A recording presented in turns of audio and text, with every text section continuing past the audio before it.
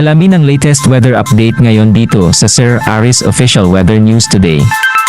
Patuloy pa rin ang mga paulan sa malaking bahagi ng bansa dahil pa rin sa iba't ibang weather systems. Dito sa may extreme northern Luzon, meron pa rin shear line o yung linya kung saan nagtatagpo ang malamig na amihan at mainit na easternies. Itong easternies o yung hangin galing sa silangan, nagpapaulan din po in some areas of Luzon and Visayas, habang dito sa Papting Mindanao, merong Intertropical Convergence Zone or ITCZ na siya nagpapaulan. Ito naman yung linya kung saan nagtatagpo ang easternies at ang hangin galing dito sa may southern hemisphere. Base naman sa ating latest satellite animation, wala po tayo namamataang bagyo sa paligid ng Philippine Area of Responsibility at makakaapekto sa ating bansa hanggang sa susunod na linggo. Ngayong araw po mataas pa rin ang tsansa ng ulan sa may eastern section of Luzon dahil pa rin yan sa shear line at easterlies, kabilang ng Batanes, Cagayan, Isabela, pababa ng Aurora, and Quezon. Meron tayong minsan malalakas na mga pagulan at mga thunderstorms, kaya't mag-ingat pa rin sa posible mga pagbaha at pagbuhunan pa. Dito naman sa natitirang bahagi ng Luzon, for Bicol Region, bago magtanghali, mataas po ang tsansa ng mga paulan dahil din sa easterlies, habang ang natitirang bahagi ng Luzon kabilang Metro Manila, bahagyang maulap at minsan maulap ang kalangitan umaga hanggang tanghali.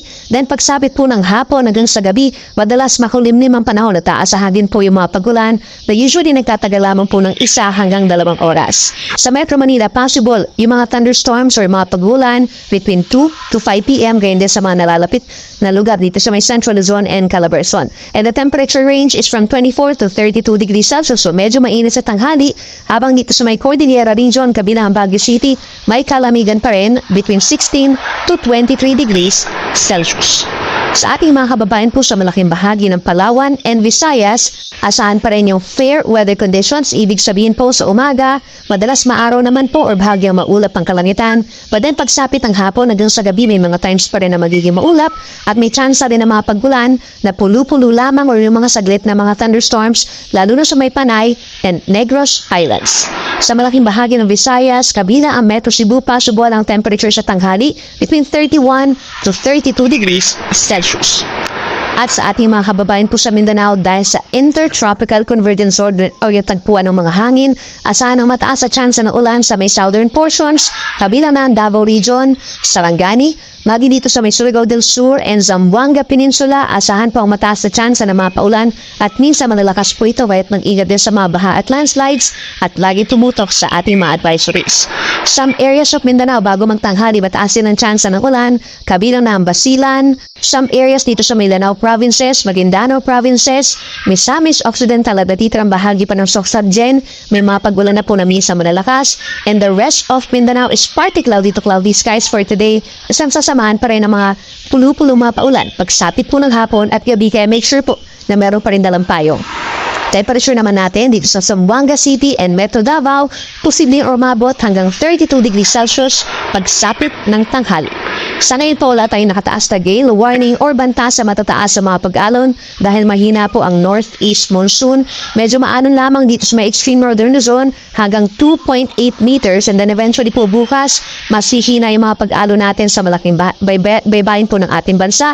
Then pagsapit naman ng Monday hanggang sa kalagitnaan ng susunod na linggo, aasahan naman yung mga pag-alon dito sa may northern Luzon dahil sa pagpabalik ng northeast monsoon or hanging amihan doon. At para naman sa ating 4-day weather forecast, by Sunday, asahan pa rin yung halos katulad ng weather conditions as today. Naiiral pa rin yung shear line dito sa may norte, kaya mataas pa rin ang chance na ulan sa may Batanes, Cagayan, Isabela, Apayao at yung mga nearby areas pa dito sa may northern and central Luzon. So make sure pa rin na meron dalang payong. Habang nandito ng bahagi ng bansa dahil sa easterlies, bahagyang maulap pa rin at minsan maulap ang kalangitan at sasamahan pa rin po ng mga pulo-pulo mga paulan at mga pagkilat pagpulog. Then pagsapitan po ng Monday hanggang sa kalagitnaan ng susunod na linggo, February 17 hanggang 19, lalakas po muli yung amihan hanggang dito sa may Central Luzon. So may mga areas na magkakaroon ng mga makulimlim na panahon at mga light to moderate rains, kabilang na dyan ang Cagayan Valley, Cordillera Administrative Region, at lalawigan ng Aurora and possibly pagsapit po ng Wednesday and Thursday, maulan na rin po sa may Quezon and Camarines provinces. Kaya't mag-ingat din po sa banta ng baha at landslides. The rest of northern and central Luzon, may mga isolated light winds lamang and partly cloudy to cloudy skies. The rest of Luzon plus some areas in Visayas and northern portion of Mindanao, mananatiling bahagyang maulap at minsan maulap ang kalangitan hanggang sa kalagitnaan ng susunod na linggo. At pagsapit naman dito sa may parte nga Mindanao, sa may Eastern Visayas, Caraga, Davao Region, and some parts of Socsagen and Bangsamoro Region, mataas po ang chance ng ulan Monday hanggang Wednesday. Make sure po na meron dalang payong.